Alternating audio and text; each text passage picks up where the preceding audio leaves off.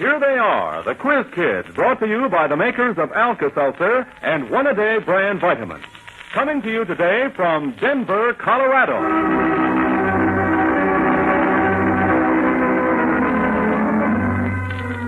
Yes, sir, the Quiz Kids are in Denver at the invitation of the Denver Committee of the American Aid to France. They are here to help the school children of Denver raise money for a health center for their one-world neighbors, the destitute children of the city of Brest, France. They also appeared before 1,500 delegates at the United Nations Educational, Scientific, and Cultural Organization banquet Thursday night. But while working for a good cause, the kids have had an exciting time, too, because it's the first time any of them has ever been in Colorado. And having more fun than any of them is that wild Westerner from Crawfordsville, Indiana, our chief quizzer himself, Joe Kelly.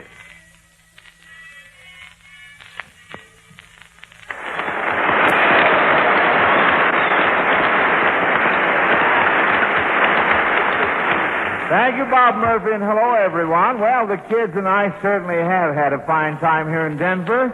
A trip to see the Garden of the Gods, a hike up Cheyenne Mountain above the clouds, a peek at Pikes Peak, and a visit to the Will Rogers Memorial. You know, we've been here since Wednesday when we launched the national campaign of the American Aid to France. And now, Quiz Kids, let's climax our visit with a good program right now. First, roll call. Mark? I'm Mark Muller. I'm 6 years old, and I'm in the first grade at Laboratory School of the University of Chicago. Pat? I am Patrick Longtime, I am 10 years old because I just had a birthday Wednesday. And I'm in 5th grade at the Fort Dearborn School. Well, good for you. And Joel? I'm Joel Kupferman. I'm 11 years old today. I'm 16 from Chicago, Illinois. Another birthday? Well, Yes, what do you sir. know about that? Naomi? I'm Naomi Cooks. I was 9 years old at 12:15, and I'm in the 4th grade at the Grover Cleveland School of Chicago. What, another birthday? My goodness, is that mountain time, Naomi? No, Chicago time. Oh, Chicago time. Well, what do you know about that? You, Joel, and Pat. Say, you know, that gives me an idea. I won't let you in on it until just before we go off the air. But it's a surprise, and I hope you'll enjoy it. And now, there's one more member of our class today, a fine representative of Denver school children, selected by our Quiz Kids staff from candidates nominated by every school in Denver. Paul. My name is Paul Hannon. I'm 11 and a half years old, and I'm in 6A at the Park Hill School, Denver, Colorado.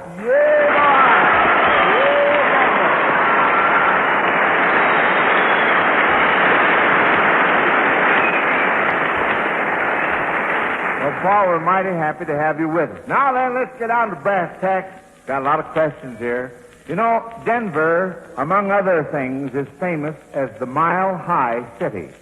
Mrs. Josephine E. Gray of Bangor, Maine, wants you children to imagine that right in the center of town, you dug a hole all the way down to sea level and then fell in. Of course, the elevation varies, so let's just imagine that where you dug, the elevation was 5,184 feet. How long would it take you to hit bottom?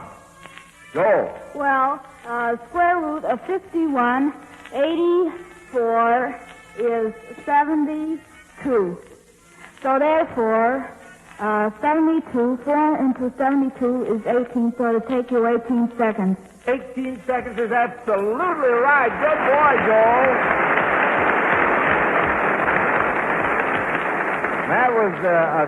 That would be a quick fall, and that was quick figuring, if I know what I'm talking about, and I think I do. Well, that question earned a Zenith portable radio for Mrs. Gray of Bangor, Maine. You know, for each question you hear on the show, Alka-Seltzer gives away one of those dandy transoceanic Zenith portables, the kind that plays on trains, planes, or what have you. And folks, that isn't all. If the quiz kids miss your question, instead of the portable, you get a gorgeous big console model, a Zenith radio phonograph combination worth 250 smackaroos. Yes, sure, it's a dandy. That big job has FM bands, automatic record changer, the whole works. So why don't you send a question to Quiz Kids Chicago and see if you can win one of these fine radios. You know, kids, last week on Mother's Day, we considered what kind of mothers various birds would make, and you children decided to keep your own mothers. With the fishing season opening out here May 25th, Philip Heiling of Denver wonders what you'd think of a rainbow trout for a mother. Mark?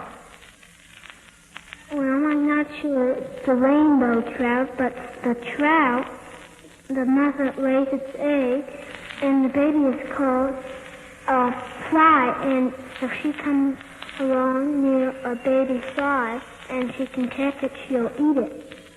Oh, I see. Well, that would be so nice, would it, Mark?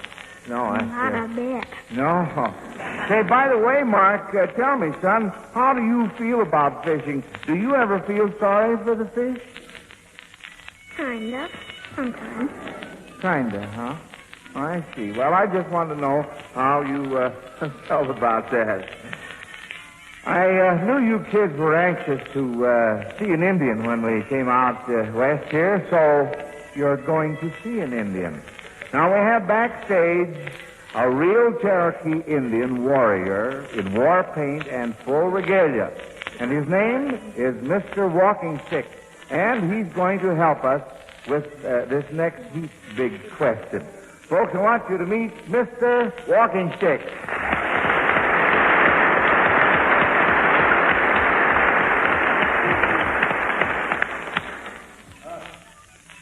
Yotaja, Dadu Akaduli, Ishkis Managan, Douglas, Dolly Zonti, Nerti Hiski, Ugh. I see. You're talking in Cherokee. Pontiac, Wichita, Omaha, Silver Chief, and hello to you too, Ugh. At the request of Alice Sawyer of San Diego, California, Mr. Walking Stick is going to impersonate some famous Indian warriors of American history. Now, see whether you quiz papooses can identify them. All right, Mr. Walking Stick. Me fight, white man, little bighorn, crazy horse, him fight too.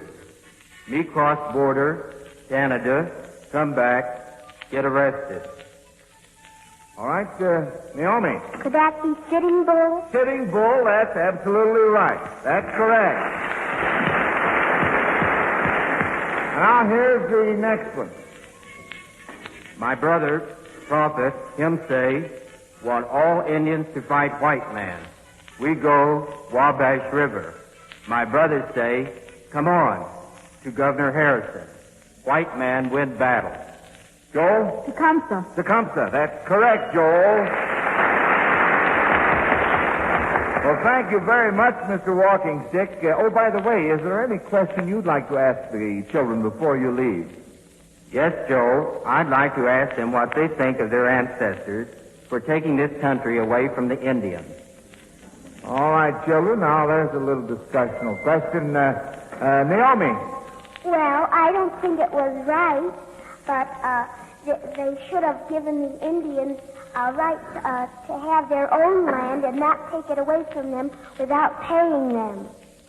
Well, let's see, Pat? Well, some of the white men were very cruel to the Indians, and they took the land away by force and without any reason at all except just to get gold and other minerals. But the Indians, some Indians were also very cruel. But I think it is only fitting and proper that they have reservations now. Uh-huh. Yes, you got to have a reservation these days, yes. Mark? Well, I don't think it was good because the white man had his own home and he didn't have to take more places, so he should stay where he belongs. Yes.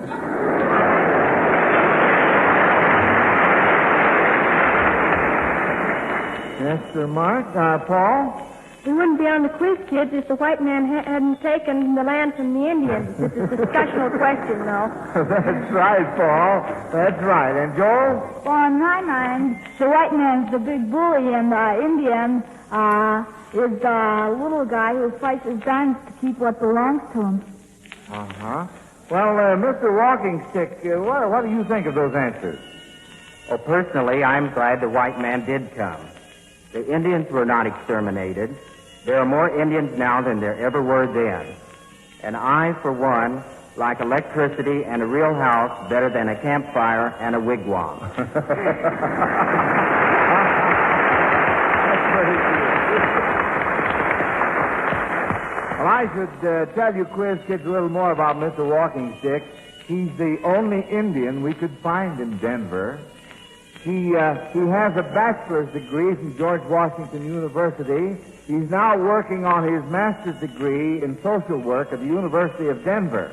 And you know what? We had to rent his costume, and the reason I called him a warrior is because he's an ex-GI. He's a fine young man. He certainly is.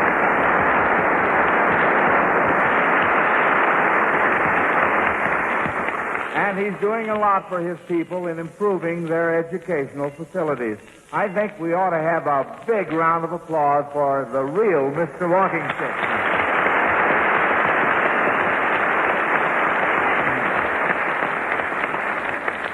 And now, children, take a short rest while Star Yellen talks to your parents and teachers.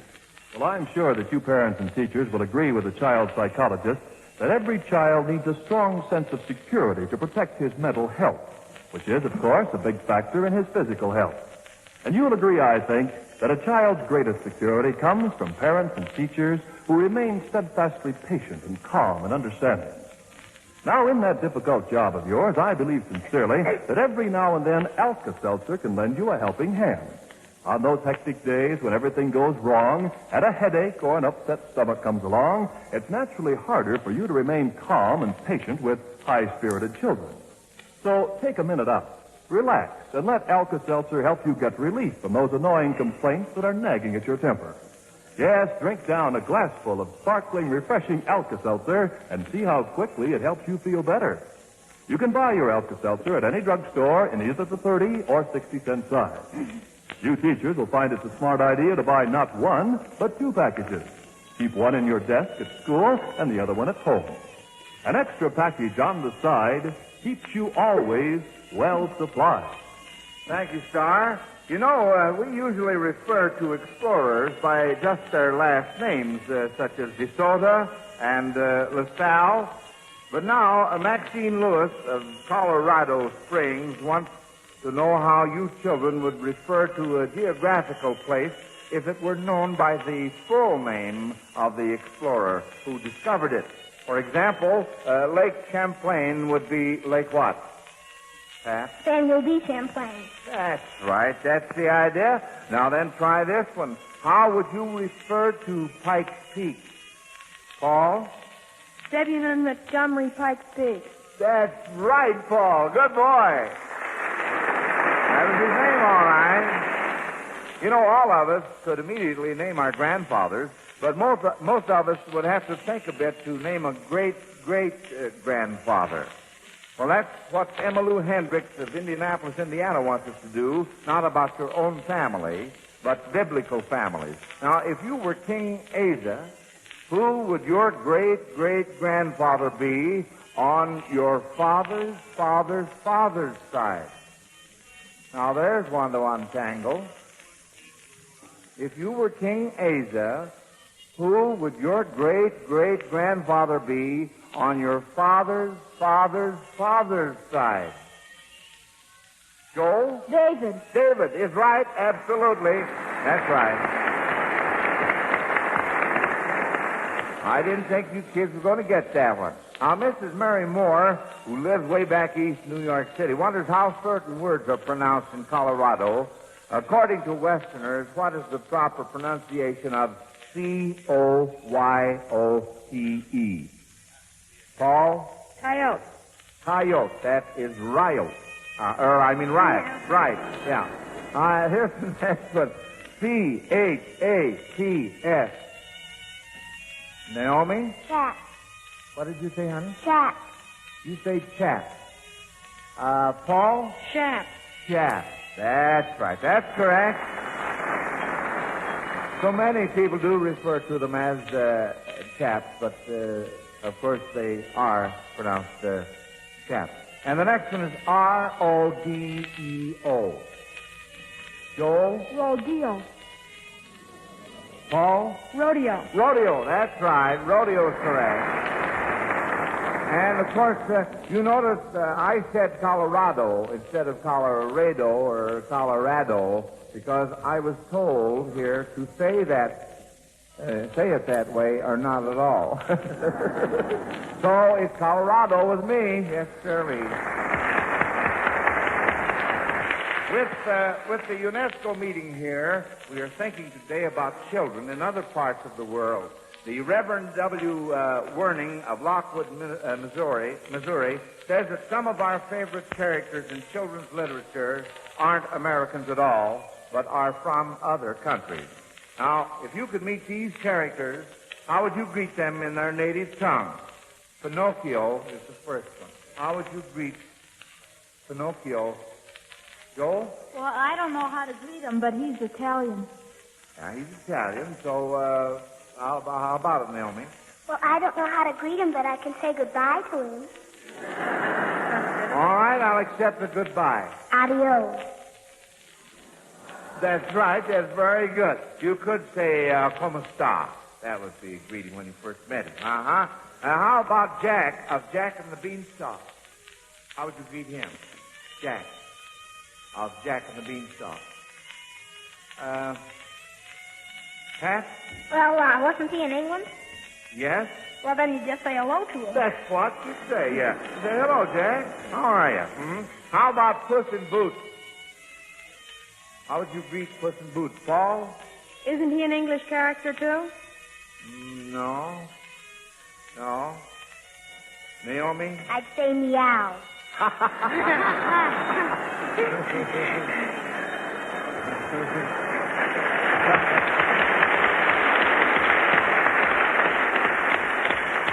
Well, in cat talk, I imagine he'd understand that, too, but we would like to find out what you really would say to him. If, Joel?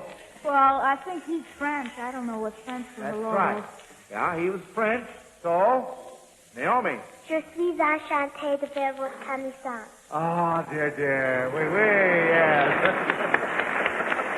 Oh, my, that was real cute. You know, this part of the country is new and modern now, but Harold L. Edwards of Saginaw, Michigan, wonders whether you can recall in song the pioneer days. How about it? Can you think of any songs about the old pioneer days in the West? Paul? I come from Louisiana with the banjo on my knee. Well, fine, Paul. It's all right. Well, sure, that was so real. I could just hear that old banjo just plunking away there. Pat? Well, there's a song called When It's Springtime in the Rockies. Well, of course, that's not a real old song, is it? Oh, your old song. Well. Yeah. Well, how does that go, by the way? When it's springtime in the Rockies, I'll be coming back to you. I don't think I have the right tune. I think you got the wrong. When it's roundup time in Texas, we're getting another state in here now, Pat. That's when it's roundup time in Yes, Texas. I see. I sang that once in Texas, and I... Well, that's all right. Texas is a grand state, too. Joe? On pioneers, there were cowboys and everything. So I know cowhand from the Rio Grande, and I learned to ride before I learned to stand. Never... Oh, I don't know the rest. That's all right, Joe. That's fine. Mark, what song have you got? I don't know the name of it, but the words are, did you ever hear tell of sweet Betsy from Pike, who crossed the wide prairie with her husband Ike? Wonderful!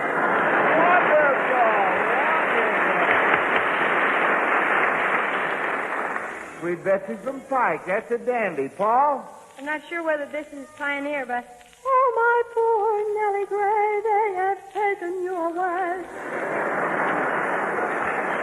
Well, I'm not so sure myself, Paul, but we'll accept it. Yes, sir. We'll give it the benefit of the doubt. Joel? Well, in those days there was mining in the sea there, so all in a cavern, in a canyon, excavating for a mine, lives a miner and his daughter, dreadful sorry, Clementine. Hello, boy, Joel. And now the quiz kids catch their breath, and we hear again from Star Yellen. You know, every minute of every day, somebody walks into a drugstore somewhere in the USA and says, A package of Alka-Seltzer, please. well, next time, say instead, 2 packages of Alka-Seltzer, please. buy the extra package so you have Alka-Seltzer with you at home or away.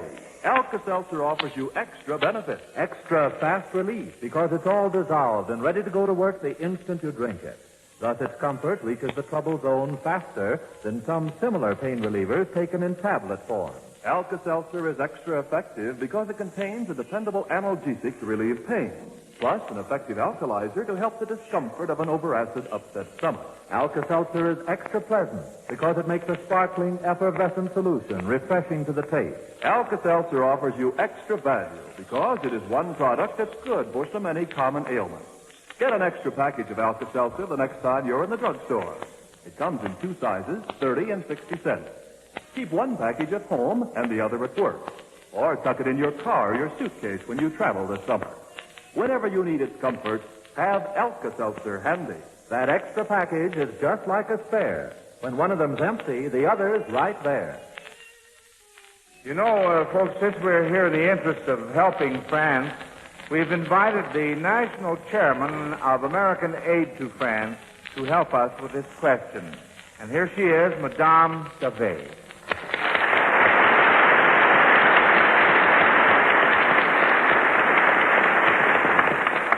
Madame Davey will give you children some clues on the identity of 3 French women. See whether you can identify them. All right, Madame. Diamond necklace, cake, jewelry. Naomi? Marie Antoinette. Marie Antoinette, that's right. And let's have the next one, Madame. Spit blend, radioactivity, 1898. Paul? Madame Curie? That's right, Madame Curie. And here is the next one. Now, the clue to this French lady is a quotation. I shall read it in French. Nous avons bien reçu votre colis de layette pour Jean-Pierre. Merci de tout cœur. Cela lui est tellement utile.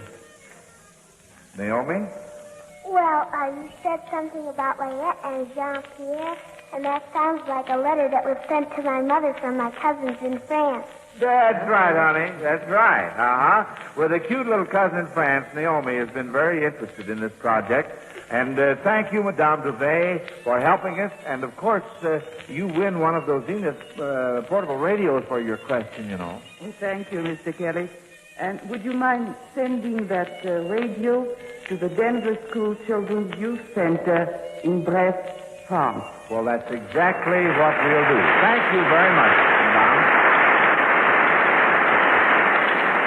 Incidentally, Naomi, what could you translate what we just heard in French?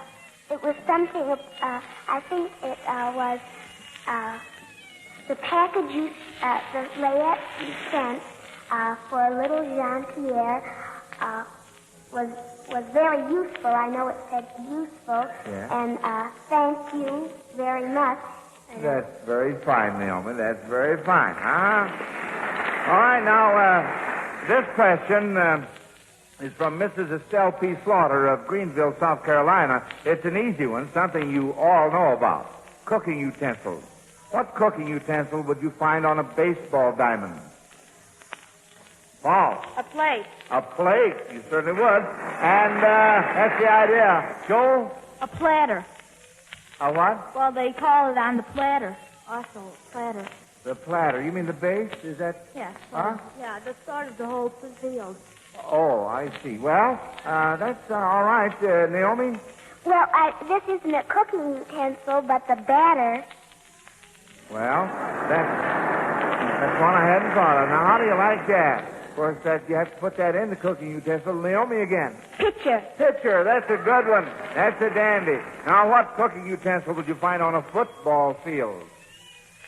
Paul. A grid. Well, what kind of a grid? Gridiron. A gridiron, that's right. What else would you find on a football field? Mark? Well, this isn't a cooking utensil, but you would find the steak. You'd find a steak? Yes. Yes, you would. So you would, yeah. Here's one I hadn't thought of. Paul? A scoreboard. You get the board from breadboard. Breadboard. Now, how do you like that? Well, that's fine. What cooking utensil would you find on a golf course? Naomi? Well, this isn't exactly a cooking utensil, but you'd find a tea. A tea. Well, that's all right. That suits me to a tea. And, Joel? Well, maybe if you were having poultry for breakfast, a birdie. Having poultry for breakfast, a birdie. Mm-hmm. Yeah, seems like we're getting a lot of food here instead of cooking utensils, but that's all right. Joel? An iron. An iron? Yeah, that's all right. And there's something else that plays a very important part in the game of golf that you find on the kitchen table. That's just at the table, and it's got a little handle on it. What would that be? What is that in the game of golf? You know, almost get a hole in one and the ball. Joel? Club? No. Naomi. Well, it isn't a cooking utensil, but maybe if you had a green tablecloth on your table. Well, I was thinking about the cup. Yeah, I knew you'd think about that, too, after I told you about it. Now then, you two quiz kids with birthdays today, Naomi and Joel, and you, Pat, who had a birthday the day we arrived here. I told you earlier I had an idea, and here it is. Right after the broadcast, we'll all go back to the Cosmopolitan Hotel and have a real old-fashioned birthday party with cake and everything, with you included, Paul Hannon. And right now, I'm going to ask this whole crowd to sing happy birthday to you. How would you like that? All of these people wishing you a happy birthday. Tell you, folks, when we get to that part where the name comes, you know, happy birthday, dear so-and-so, well, we'll just have to put in all three names and do it in this order. Naomi, Pat, and Joel. Like this, you know. Happy birthday, dear Naomi, Pat, and Joel. All right, here we go, right from the beginning now. Happy birthday to you. Happy birthday to you. Happy birthday, dear Naomi, Pat, and Joel. Happy birthday to you.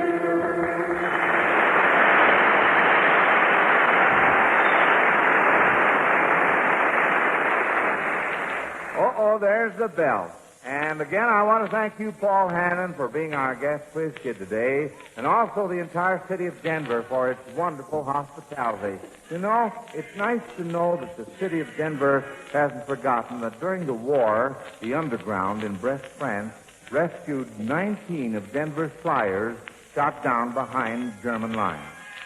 Now that the city of Brest is prostrated, its former population of 175,000 reduced to 72,000, with almost every house partially or entirely ruined, with the infant mortality rate astronomically high because of the scarcity of heat, milk, and medical service,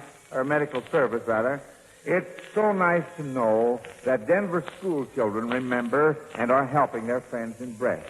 And beyond the relief of suffering, it's easy to see significance in this step toward international understanding and people-to-people friendliness. This is Joe Kelly dismissing the quiz kids until the same time next week when we'll be back in our classroom in Chicago. Goodbye, kids.